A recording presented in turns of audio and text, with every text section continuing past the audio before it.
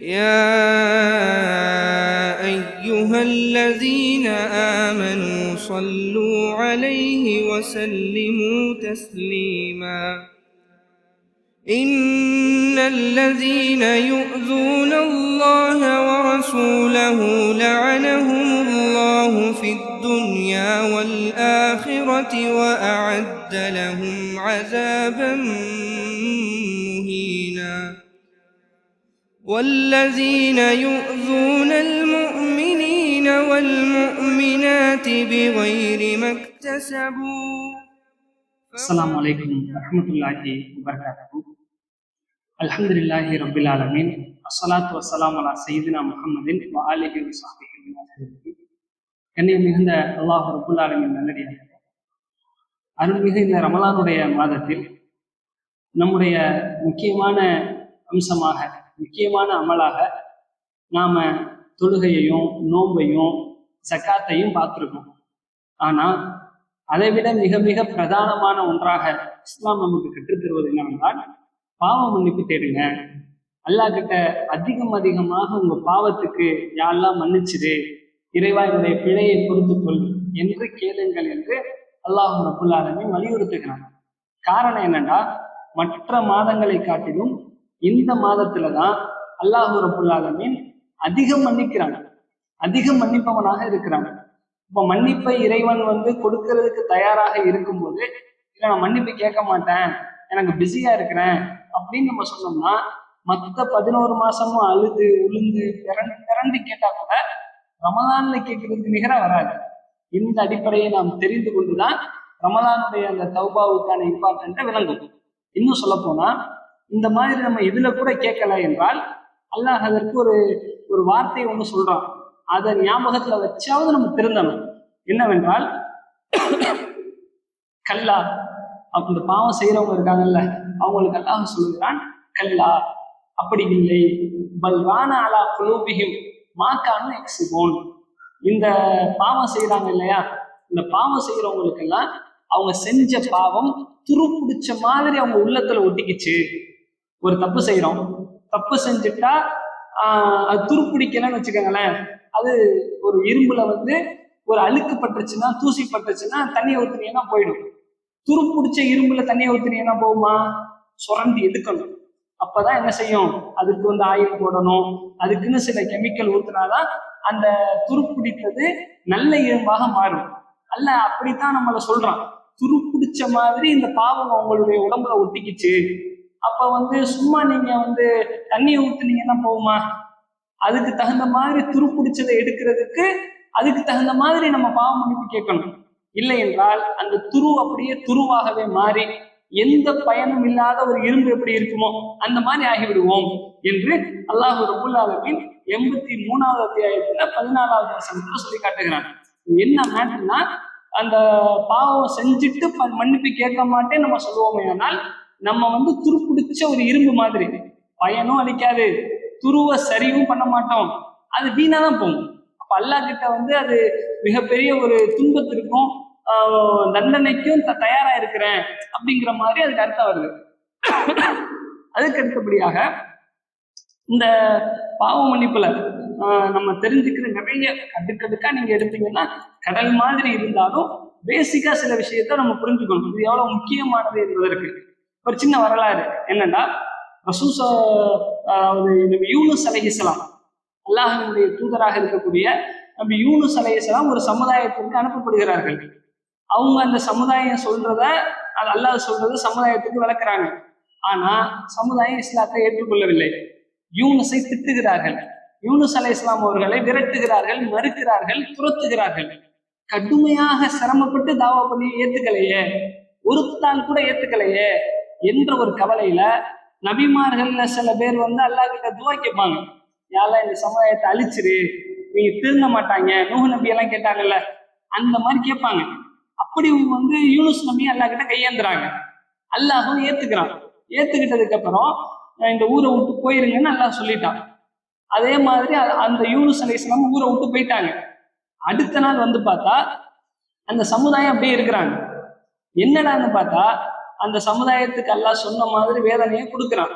அந்த வேதனையினுடைய அறிகுறி வேதனைன்னு சொன்னா ஒரு மேகமூட்டமா இருக்கலாம், அல்லது ஒரு இடி மாதிரி மின்னல் மாதிரி இருக்கலாம்.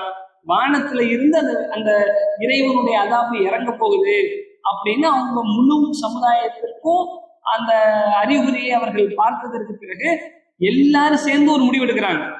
ஒரு ஒரு பெரிய ஒரு 1,00,000-த்திற்கும் அதிகமான மக்கள் கொண்டவங்க. அவங்க அத்தனை பேர் என்ன முடிவு எடுக்கிறாங்கன்னா, யூனுஸ் அவர்கள் எச்சரித்த வேதனை இது, நேற்று சொல்லிட்டு போனார்ல நாளைக்கு அழிச்சிருவான், அல்ல இறைவன் அழிச்சிருவான்னு, அதுதான் இது என்று புரிந்து கொண்டு அவங்க பாவ மன்னிப்பு தேடுறாங்க. பொதுவா இந்த வேதனையை பார்த்ததுக்கு அப்புறம் பாவ மன்னிப்பு தேடினா எல்லாம் ஏத்துக்க மாட்டான். ஆனா அல்லாஹ்வுடைய அருள் என்னன்னா, அல்லாஹ் அவன் நினைச்சா என்னவும் செய்வான். எஃபலுமாயுரி, நினைச்சா நான் என்னவும் செய்வேன், கேட்கக்கூடாது, கேட்க முடியாது. அதாவது அவன் நினைச்சதை எல்லாம் செய்வதற்கு, அதாவது அல்லாஹ் தான் கேள்வி கேட்பானே தவிர லா யுஸ்அலு, அவன் கேள்வி கேட்கப்பட மாட்டான் என்று இறைவன் சொல்லி காட்டுகிறான். அப்ப அவன் மன்னிக்கணும்னு முடிவெடுத்ததுக்கு அப்புறம் அந்த யூனுஸ் நபியினுடைய சமுதாயம் காப்பாற்றப்படுறாங்க. இது முடிஞ்சாலும் பரவாயில்லை, அதுக்கடுத்து யூனுஸ் நபி வருவாங்க, பார்த்தா நல்லா இருக்கு சமுதாயம் நல்லா இருக்கவும் அல்லாஹ் நம்ம சொல்லி கேட்கலையன்னு சொல்லி கோவப்படுவாங்க. யார் மேல? கலிப அலை, அதாவது யூனுஸ் அவர்கள் நம் மீது கோவப்பட்டார். எப்படி கோவப்பட்டார்? அல்ல நக்கதிர அலைஹி, நம்மளால அவரை எதுவும் செய்ய முடியாது என்று அவர் நினைத்தார் என்று அல்லாஹ் சொல்லுகிறார். அதுக்கு அவருக்கு ஒரு பாடம் போட்டணும்ல.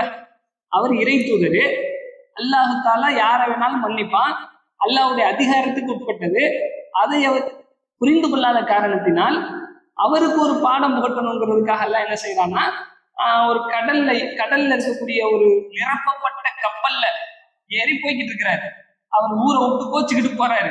அல்லா மேல கோச்சுக்கிட்டு போறவர் எங்க போக முடியும்? எங்க போனாலும் அல்லாஹ்வுடைய இடத்துக்குள்ளதானே இருக்க முடியும். அவர் வேற ஒரு ஊருக்கு போறேன், இனிமே நபி என்ற பணியெல்லாம் எனக்கு வேணாம் அப்படின்னு கோச்சுக்கிட்டு போறாரு. போனா அந்த போற கப்பல் விபத்துக்குள்ளாகிறது. எப்படி ஆகிறது என்றால், கடுமையான அலை சீற்றம் ஏற்பட்டு நம்ம எல்லாரும் மூழ்க போறோம், ஒரு பெரிய வெயிட்டை எடுத்து கீழே போட்டாதான் நம்ம தப்பிப்போம் அப்படின்னு ஒரு முடிவு எடுக்கிறாங்க. அப்ப யாரை தள்ளி போறது? யாராவது முன் வருவாங்களா? வரமாட்டாங்க. சீட்டு குலுக்கி போடுவோம்னு சொல்லி சீட்டு குலுக்கி போட்டா யூனுஸ் அவர்களுடைய பேர் வருகிறது. அப்ப யூனுஸ் நபியை தூக்கி கீழே கடலுக்குள்ள போடுகிறார்கள். அதோட அவங்க தப்பிச்சிடுறாங்க. ஆனா யூனுஸ் நபி அவர்கள் கடலுக்குள்ள மூழ்கடிக்கப்பட்டால் பாருங்க, அல்ல எப்படியெல்லாம் தண்டிக்கணும்னு நினைச்சா எப்படி தண்டிக்கிறான், நேரடியா எல்லாம் தண்டிக்கலாம். ஆனா அவருக்கு புரியணுங்கிறதுக்காக கப்பல்ல போக விட்டு சீட்டுல குளிக்கப்பட்டு அதுல அவர் பேரை வர வச்சு அவங்களாலேயே அவர் தூக்கி எறியப்பட்டு, சரி கடல்ல விழுந்து துடிச்சு செத்தாரானா அப்பயும் எல்லாம் சாகடிக்கல. அப்புறம் என்ன செய்கிறான் என்றால், ஒரு திமிங்கலத்தை கட்டளை எடுக்கிறான், அவரை முழுங்கிருங்க. திமிங்கலம் அவரை முழுங்கிருச்சு. அவர் மூச்சு திணறதுக்கு முன்னாடியே திமிங்கலம் வாய்க்குள்ள போயிட்டாரு. அங்கேதான் தண்ணி இருக்காது, நிலம் தானே, உள்ளுக்குள்ள தண்ணி இல்லாத ஒரு இடம் இருக்கிறது, அதுல இருக்கிறார். எப்ப? ரொம்ப நாள் இருக்கிறார், கிட்டத்தட்ட 40 நாள் அளவுக்கு இருக்கிறார். இதற்கு பிறகு அந்த யூனுஸ் அலைஹிஸ்ஸலாம் அவர்கள் அந்த நேரத்துலதான் உணர்கிறார்கள், லௌலா அன்னஹு கான மினல் முஸப்பிஹீன், நம்ம தப்பு பண்ணிட்டோம், நம்ம அல்லாஹ் மேல கோச்சிருக்க கூடாது என்று உணர்ந்து அல்லாஹ் கிட்ட பிரார்த்தனை செய்கிறார். யா அல்லாஹ், லா இலாஹ இல்லா அன்த சுப்ஹானக இன்னி குன்து மினல் ஸாலிமீன், இறைவா உன்னை தவிர வேறு எந்த இறைவனும் இல்லை, உன்னை தவிர எந்த இறைவனும் இல்லை, நீ தூய்மையானவன், பரிசுத்தமானவன், நான் தப்பு பண்ணிட்டேன், இன்னி குன்து மினல் ஸாலிமீன், நான் அநீதி இழைச்சிட்டேன் என்று சொல்லி அல்லாஹ் கிட்ட பாவம் தேடுகிறார். இப்படி தேடவும் ஒரு தடவை 2 தடவை இல்ல, எவ்வளவு நாள் இருக்கிறாரோ அவ்வளவு நாள் திருப்பி 1000 லட்சம், ஏன்னா உள்ள சாப்பாடுலாம் கிடைக்காது, உள்ள ஒரு நெருக்கடியா படுத்து கண்ணத்து கூட திறக்க முடியும், இருட்டா இருக்கும். அந்த மாதிரியான நெருக்கடியான ஒரு நிலையில அவர் அல்லாஹ் கிட்ட அழுது புலம்பி அதை துவாவை கேட்கிறார். அல்லாஹ் இறுதியாக அவரை ஏற்றுக்கொள்கிறார். அந்த பாவ மன்னிப்பை ஏற்றுக்கொண்டு அவங்க செஞ்ச அந்த தப்பையும் மன்னிச்சு அவரை கரைக்கு அனுப்பி அவங்க ஒரு சொரக்கா கொடியை முளைப்பிக்க செய்து அவங்களுடைய அந்த உடம்பை எல்லாம் தூய்மைப்படுத்தி மீண்டும் நபியாக ஆக்கி மீண்டும் வேதத்தை கொடுத்து அதே சமுதாயத்துக்கு இறை தூதரை அனுப்பி இப்ப பிரச்சாரம் பண்ணுங்க என்று அனுப்பி விடுகிறாங்க. இந்த இடத்துல எல்லாம் சொல்றான், ஃபலௌலா அன்னஹு மினல் முஸப்பிஹீன், இவருக்கு அருள் செஞ்சிட்டோம், காப்பாத்திட்டோம், ஒருவேளை இவர் அந்த மீன் வயிற்றுக்குள்ள இருக்கும் போது அந்த திருந்தாம இருந்திருந்தார், அதாவது நம்மை நினைத்து பார்க்காமல் பாவ மன்னிப்பு தேடாமல் இருந்திருந்தால் லபிஸ ஃபீ பத்னிஹி இலா யௌமி யுபஅஸூன், மறுமை நாள் வரைக்கும் அதுக்குள்ளே வச்சிருப்போம். 1000 வருஷம், 2000 வருஷம், 10,000 வருஷம் ஆனாலும் அதுக்குள்ளதான். 1,00,000 வருஷம் ஆனாலும் அந்த மீன் உயிரோட இருக்கும், இவரும் வயிற்றுக்குள்ளதான் இருப்பாரு, அதே துன்பத்தோடு இருப்பார். அல்லாஹ் ரப்புல் ஆலமீன் இந்த அதாவது இங்க பாவ மன்னிப்பு கேட்பவனுடைய அருமையை பாருங்க. அவருக்கு கொடுக்கப்பட்ட தண்டனையை பத்தி எல்லாம் சொல்றான். அவருக்கு கொடுக்கப்பட்ட தண்டனை என்னன்னா 1,00,000 வருஷ சிறை. எங்க மீன் வயிற்றுக்குள்ள பல லட்ச வருஷங்கள் கூட இருக்கலாம். அவ்வளவு வருடங்கள் கொண்ட அந்த சிறையினுடைய அந்த கஷ்டத்தை அல்லாஹ் ஒரு தௌபாவில் நீக்கிறான். அவர் கேட்ட அந்த பாவ மன்னிப்பு இருக்குல்ல, லா இலாஹ இல்லல்லாஹ், அதுல அந்த தண்டனையை தளர்த்துறான். 40 நாள்ல வெளில வர்றாரு. ஆனா யோசித்து பார்ப்பீர்களே, ஆனால் இறைவன் பெரிய தண்டனை நமக்கு விதிச்சிருந்தா கூட அந்த பாவ மன்னிப்பு அதெல்லாம் காலி பண்ணிடும். சில நாட்கள் கேட்கக்கூடிய பாவ மன்னிப்பு கூட பெரிய ஒரு நரகத்துல நமக்கு 1000 வருஷம் தண்டனை விதிச்சிருக்கான்னு வச்சுக்கோங்க. 1000 வருஷம் பார்க்க கூடாது. அல்லாஹ் இடத்துல நம்ம 2 நாள் கேட்கக்கூடிய பாவ மன்னிப்பு அதை நீக்கும். அப்படிப்பட்ட ஒரு முன்னுதாரணமாக இந்த சம்பவத்தை எடுத்துக்கொள்ளலாம். ஆக இப்படித்தான் நபிமார்கள் கேட்டிருக்கிறார்கள். இந்த உலகத்தை படைத்து முதல் மனிதராக இருந்த ஆதம் அலைஹிஸ்ஸலாம் கூட தப்பு செஞ்சப்ப அல்லாஹ் கிட்ட கோபம் அடைந்தார்கள். அல்லாஹ் நம்ம மேல கோபப்பட்டுட்டான் என்று வருத்தப்பட்டார்கள். அதுல இருந்து தப்பிக்கிறதுக்கும் ரப்பனா ஆத்தினா இன்னா வளம்னா அன்புசனா, அதாவது நான் எங்களுக்கு நாங்கள் என்ன செய்திருக்கோம், அநீதி இழைத்துக் கொண்டோம். இன்னும் தப்பில்லைனால் ஹாசிரீன், நீ மட்டும் எங்களை மன்னிக்கவில்லை என்றால் நாங்கள் நஷ்டம் அடைந்து விடுவோம் என்று அல்லாஹ் இடத்துல கேட்டதற்கு பிறகுதான் நபிமார்களே அல்லாஹ் மன்னிக்கலாம். நபியா இருந்தாலும் பாவம் மன்னிப்பு கேட்கணும், தப்பு செஞ்சா மன்னிப்பு கேட்கணும். இதுதான் அல்லாஹுடைய நியதியாக இருக்கிறது. அது எவ்வளவு பெரிய தண்டனையாக அல்லாஹ் நமக்கு விதிச்சிருந்தாலும் பாவ மன்னிப்பு கேட்பதன் மூலமாக அந்த தண்டனையெல்லாம் தளர்த்தப்படும். அதனால நம்ம பெரிய பாவம் பண்ணிட்டோம் அதனால கேட்கக்கூடாது, சின்ன பாவம் தானே அதனால கேட்காம இருக்கலாம் நினைக்கவே கூடாது. சின்னதோ பெருசோ இந்த ரமலான்ல மன்னிக்கிற மாதிரி அல்லாஹ் எப்பொழுதும் மன்னிப்பதில்லை. அதனால் நாம என்ன புரிந்து கொள்ள வேண்டும் என்றால், இந்த ரமலான்ல ரொம்ப முக்கியமான ஒரு நாள் லைலத்துல் கத்ர். அதுல ரசூலுல்லாஹ் சொல்லி தந்த துஆ என்னன்னா, அல்லாஹும்ம இன்னக அஃபூன் துஹிப்புல் அஃவ ஃபஅஃபு அன்னி, இறைவா நீ மன்னிப்பவன், மன்னிப்பை விரும்புபவன், என்னை மன்னிப்பாயாக என்று ரசூலுல்லாஹி ஸல்லல்லாஹு அலைஹி வஸல்லம் பாவ மன்னிப்பு கேட்க சொல்லிதான் அந்த இரவுல கத்து தர்றாங்க. லைலத்துல் கத்ர் 1000 மாதங்களை விட சிறந்த இரவு இருக்கிறதே, அதுல கூட பாவ மன்னிப்பு கேட்கறதுக்கு தான் ரசூலுல்லாஹ் முக்கியத்துவம் கொடுக்குறாங்க. ஏனென்றால் இது பாவ மன்னிப்பின் மாதம். அல்லாஹ் அருள் செய்வதற்கும் தௌபா இஸ்திக்பார் கேட்டவங்களுக்கு எல்லாம் அள்ளி கொடுக்கிறதுக்கும் அல்லாஹ் தயாராக இருக்கும்போது இதுல கேட்கிற மாதிரி எந்த மாதத்திலையும் வராது. நபிமார்கள் கூட பாவ மன்னிப்பு கேட்டுதான் அல்லாஹ் கிட்ட தப்பிச்சிருக்கிறாங்க. இந்த அடிப்படையெல்லாம் விளங்கி கொண்டவர்களாக நாம் எல்லாம் சாதாரண மனிதர்கள், பாவம் செய்யக்கூடிய மனிதர்கள். நம்ம தவறுக்கெல்லாம் அல்லாஹ் கிட்ட தௌபா கேட்டுதான் நம்ம மன்னிப்பை பெற முடியும். அல்லாஹ் கொடுக்கிற தண்டனையை நம்மளால தாங்க முடியாது.